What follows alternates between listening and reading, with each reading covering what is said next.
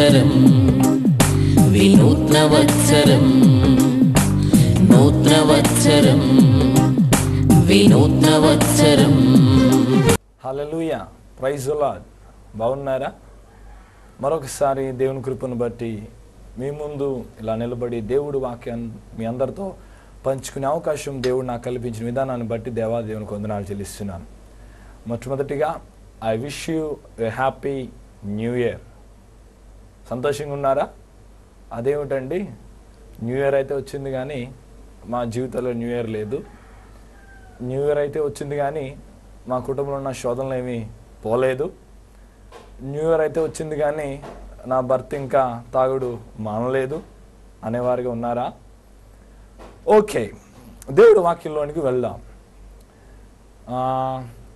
కొత్త సంవత్సరం కనుక నూతనమైన తీర్మానాలు లేదా నూతనమైన వాగ్దానాలు తీసుకుంటూ ఉంటారు.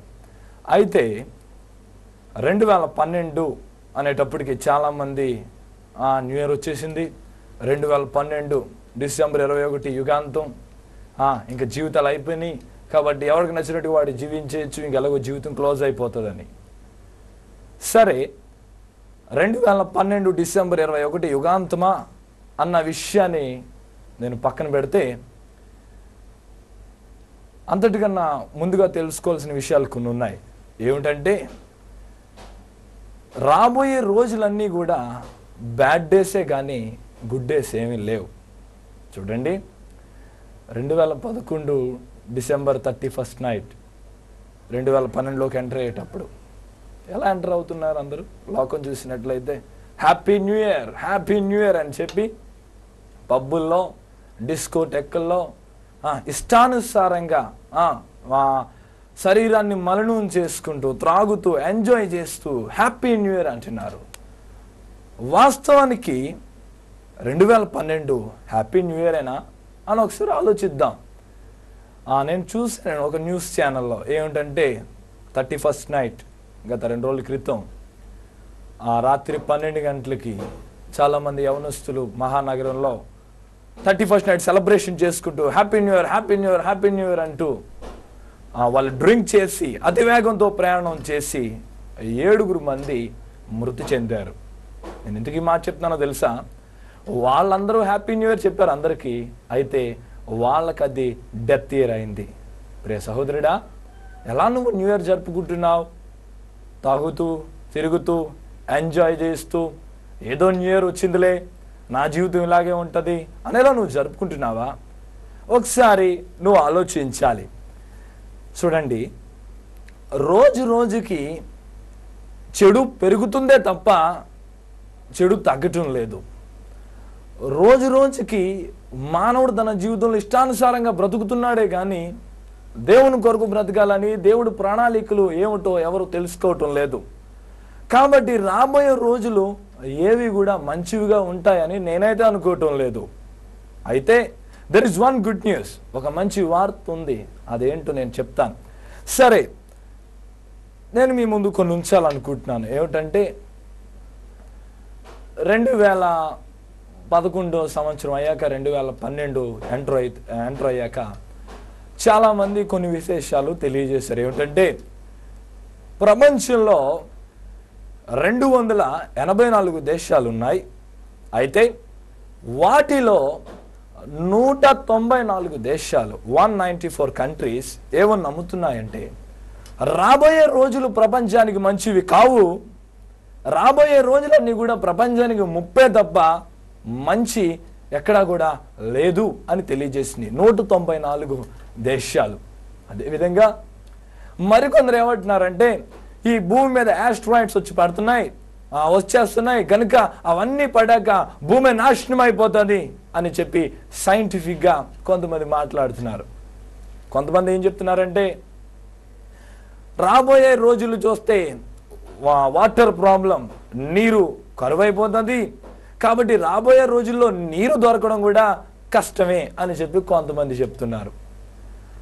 మరొకరు ఎలా వాదిస్తున్నారంటే, పాలిటిక్స్గా మనం చూస్తే ఎకనామికల్ ప్రాబ్లం, ఆర్థిక మాంద్యం, రాబోయే రోజుల్లో ప్రపంచం అంతా కూడా ఆర్థిక మాంద్యం ద్వారా చాలా ఇబ్బందులు పడాలి అని చెప్పి మరొకరు తెలియజేస్తున్నారు.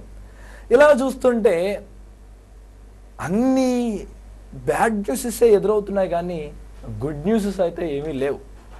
చెప్పేవన్నీ కూడా మనిషిని సంతోషకరంగా పెట్టే వార్తలు అయితే ఏమీ లేవు, అన్నీ దుఃఖపరిచే వార్తలుగానే ఉన్నాయి. మరొకసారి నేను ఒక న్యూస్ ఛానల్లో చూశాను, వారు టాలీ చేశారు 2011 ఎలా జరిగింది, ఎలా ఉంది 2011 అని చూస్తే 2011లో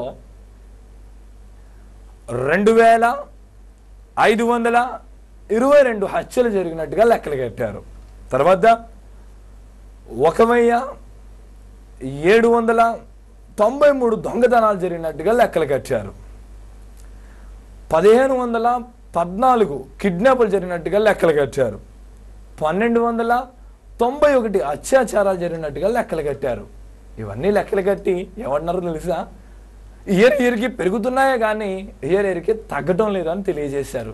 ప్రియ సహోదరుడా, నేను ఎందుకు ఈ మాట తెలియజేస్తున్నానో తెలుసా? రాబోయే రోజుల్లో మానవుడు తనకి ఇష్టానుసారంగా పాపం చేస్తూ రోజు రోజుకి దేవుని ఉగ్రతకి దగ్గర అవుతున్నాడే కానీ దూరం కావటం లేదు. లోకంలో చూసినట్లయితే ఎలా ఉందండి ఈ సంవత్సరం? ఎక్కడ చూసినా భూకంపాలు కదా. మొన్న జపాన్లో భూకంపాలు వచ్చి అనేక మంది మరణించారు. మొన్న ఈ మధ్యనే గుజరాత్లో భూకంపం వచ్చి అనేక మంది మరణించారు. మనుష్యులు ఇష్టానుసారంగా జీవిస్తున్నారు, దేవుడు ఉగ్రతకు దగ్గరైపోతున్నారు, చాలా చాలా దగ్గరైపోతున్నారు. అదేవిధంగా ఇంకా చూసినట్లయితే అంచె దినాల్లో 2 తిమోతిలో ఉంటుంది, అంత్యకాలం ముందు మనుష్యులు స్వార్థ ప్రియులు. ఈ 2011 సంవత్సరంలో ఎక్కువగా వినబడిన వార్త ఏమిటంటే చిన్న పిల్లల్ని తుక్కుబుట్టలో వదిలేయడం, అమ్మాయి పుట్టిందని చెప్పి చెత్త కుండీలో పడేయడం, అమ్మాయి పుట్టిందని చెప్పి విడిచిపెట్టేయడం, 8వ నెల వచ్చిన వెంటనే ఎక్కడో పడేయడం. మొన్న రీసెంట్గా ఒక పల్లెటూరులో చెత్త క్లీన్ చేసే మున్సిపాలిటీ వాడు క్లీన్ చేస్తుంటే ఆ చెత్త అంతా తీస్తుంటే అందులో 8 నెలల పాప చచ్చిపోయి ఉంది. ఎంత దౌర్భాగ్యానికి సమాజం పాడైపోతుంది, ఎంత దౌర్భాగ్యానికి మానవుడు దిగజారిపోతున్నాడు. చిన్న చిన్న పిల్లలు అమ్మాయి పుట్టిందని చెప్పి దుక్కుబొట్టులో వదిలేస్తావా? అమ్మాయి పుట్టిందని చెప్పి చెత్త గుండీలో వదిలేస్తావా? పిల్లల్ని చూస్తే, మనుష్యుల్లో చూస్తే స్వార్థం, సెల్ఫిష్నెస్, నాకు నేనుగా బ్రతకాలి, ఎవరై ఎలా పోతే నాకేమిటి, నాకు నేనుగా బ్రతకాలి. మనుష్యుల మధ్యన ప్రేమ లేదు, ఎవరికి నచ్చినట్టుగా వాడు బ్రతకాలి, ఎవరికి నచ్చినట్టుగా వాళ్ళు జీవించాలి. ప్రియ సహోదరుడా, నేను ఎందుకు ఈ మాటలు తెలియజేస్తున్నానో తెలుసా? రాబోయే రోజులు ఏవి కూడా మంచిగా ఉంటాయని నేను అనుకోవటం లేదు. సంవత్సరానికి ఈ భూమి మీదకి శాంతి కరువు అయిపోయి సంవత్సరానికి హింస పెరిగిపోయింది. ఇంకేమిటండి, రాష్ట్రం విభజించాలని చెప్పి, ఒక రాష్ట్రాన్ని 2గా విభజించాలని చెప్పి జనం మీదకి జనం లెగటం లేదంటారా? గొడవలు రావటం లేదంటారా? అన్నీ చెప్పేసి ఒకళ్ళు హింసించుకొని కొట్టుకొని సమాజం చూస్తే నెమ్మది కరువైపోతుంది. ఏ ఒక్కరి జీవితంలో సంతోషం లేదు. సామాన్య మానవుడి జీవితంలోనికి వెళ్తే అతడి జీవితంలో కూడా నెమ్మది అనేది లేదు. పైకి మాత్రం హ్యాపీ న్యూ ఇయర్. ఏమిటి నువ్వు జరుపుకునేది హ్యాపీ న్యూ ఇయర్? ఒకసారి నువ్వు ఆలోచించావా? సమాజం చూస్తుంటే రోజు రోజుకి చెడిపోతుంది కదా, సమాజం చూస్తుంటే రోజు రోజుకి పాడైపోతుంది కదా. ఏమండి ఇప్పుడు ఏమవుతుందండి, ఇయర్ ఎండింగ్ వచ్చేసేటప్పటికి ఈ న్యూస్ ఛానల్స్ ఏంటి, టీవీ ఛానల్స్ అన్నీ కూడా ఈ సంవత్సరంలో ఇన్ని సినిమాలు రిలీజ్ అయినాయి, ఈ సంవత్సరంలో ఇన్ని బ్లాక్ బాస్టర్లు హిట్ అయినాయి, రాబోయే సంవత్సరాలు ఎలా ఉంటాయో అని చెప్పి లెక్కలు కడుతున్నారు. కానీ సమాజం దుర్నీతికి చెడిపోతుంది, సమాజం పాడైపోతుంది, రోజు రోజుకి హత్యలు పెరిగిపోతున్నాయి, రోజు రోజుకి మన మానవుడు ఇష్టానుసారంగా జీవిస్తున్నాడు. దీనికి కారణం ఏమిటి, అవి ఎలా ఆపాలి అని చెప్పి ఏ ఒక్కరు ఆలోచించడం లేదు. స్వార్థం. అవన్నీ వేస్తే ఎలా అవుతుందండి? అవన్నీ చెప్తే మానవుడు ఎక్కడ మాట్లాడాడండి? నేను ఎందుకు ఈ మాట చెప్తున్నాను తెలుసా? 2012 కావచ్చు, 2013 కావచ్చు, రాబోయే సంవత్సరం, రాబోయే రోజు మానవుడికి మంచిగా ఏది ఉండదు. అయితే there is one good news అని నేను మీకు తెలియజేశాను కదా. ఆ ఒక్క గుడ్ న్యూస్ నేను తర్వాత చెప్తాను. ముందుగా గుర్తించి ఒకసారి 2011 గడిచిపోయింది, 2012లో నువ్వు ఎంటర్ అయ్యావు. ఎలా ఎంటర్ అయ్యావు? హ్యాపీ న్యూ ఇయర్ చెప్పుకొని ఎంటర్ అయ్యావు. అయితే నీ జీవితంలో ఏదైనా సంతోషం ఉందా? నీ కుటుంబంలో 2012లో నూతనమైన కార్యాలు ఏమైనా జరిగినాయా? నీ ఆత్మీయతలో 2012 అడుగు పెట్టాక నీకంటూ దేవుని కొరకు ప్రత్యేకంగా నువ్వు జీవిస్తున్నావా? 2011 సంవత్సరం అయిపోయింది కదా, అందరూ ఏమంటారు? 2011 అయిపోయిన వెంటనే గుడ్ బాయ్, నేను గుడ్ బై చెప్తున్నారు, 2011కి గుడ్ బై చెప్తారు. అనగా 2011 మళ్ళా ఎప్పుడో మన జీవితంలోనికి రాదు, దానికి గుడ్ బై చెప్పేశారు కదా. అలాగే 2012 నువ్వు వెల్కమ్ చేసావు కదా, అలాగే నీ యాజ్ ద సేమ్ వే నీ పాత రోత జీవితానికి గుడ్ బై చెప్పగలుగుతున్నావా? 2011లో నువ్వు తాగావు, 2011లో నువ్వు సిగరెట్ కాల్చావు, 2011 నీ భార్యని, నీ భర్తని, నీ పిల్లల్ని మోసం చేస్తూ నువ్వు తిరిగావు, దేవుని నమ్ముకుంటున్నావు. 2012లో నువ్వు అడుగు పెట్టావు. నూతనమైన తీర్మానం నీకుందా? కనీసం ఈ 2012లోనైనా నేను ఇలా కాదు, నేను ఇలా జీవిస్తాను అనే నూతనమైన తీర్మానం నువ్వు తీసుకోగలుగుతున్నావా? లేదయ్యా, 2012 మారిందండి, అయితే నా కుటుంబం మారలేదండి. 2012 వచ్చిందండి, అయితే నా ఆత్మీయత మారలేదండి అని చెప్పేవారిగా నువ్వు ఉన్నావా? ఒక్కసారి ఆలోచించు మై ఫ్రెండ్. రాబోయే రోజులు మంచివి కాదు.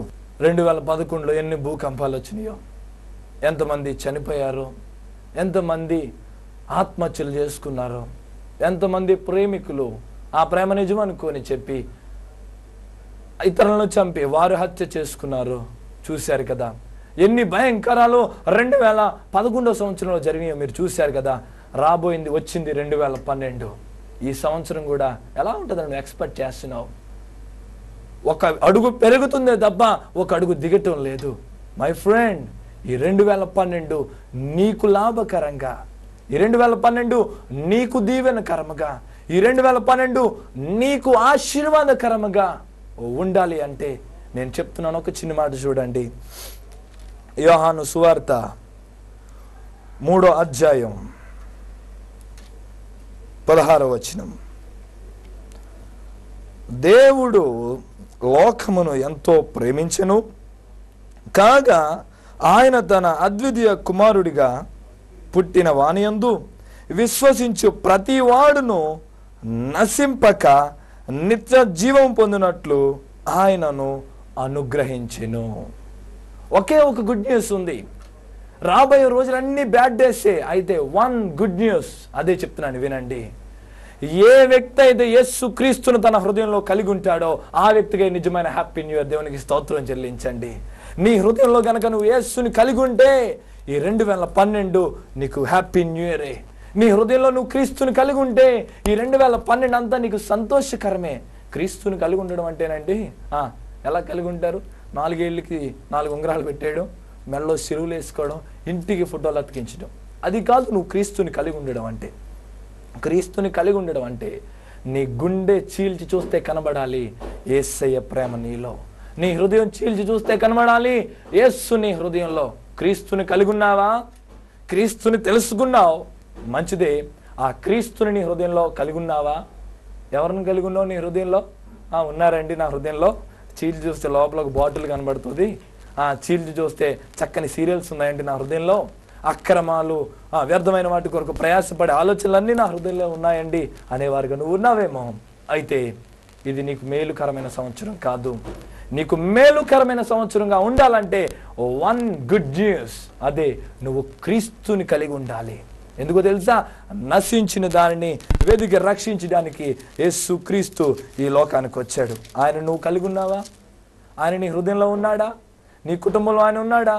ఆయన లేడు కాబట్టి ఈ 2011 అంతా నీ కుటుంబంలో భయంకరమైన గొడవలు జరిగినాయి. ఆయన లేడు కాబట్టి 2011 నీ భర్తని నీ ఇష్టానుసారంగా చూశాడు. ఆయన లేడు కాబట్టి నీ తల్లిదండ్రులు చూడడం లేదనుకొని నువ్వు ఇష్టానుసారంగా జీవించావు. మై ఫ్రెండ్, ఈ 2012 ఆయనను నువ్వు నీ హృదయంలోనికి ఆహ్వానిస్తావా? క్రీస్తు కలిగి ఉన్నాడా? నువ్వు చెప్పగలవా? అయ్యా, నా హృదయంలో క్రీస్తు ఉన్నాడండి, నా హృదయంలో యేసయ్య ఉన్నాడు, నా కుటుంబంలో యేసయ్య ఉన్నాడు అని నువ్వు చెప్పగలవా? ఇందాక వచ్చిన మనం చూసినట్లయితే విశ్వాసం ఉంచిన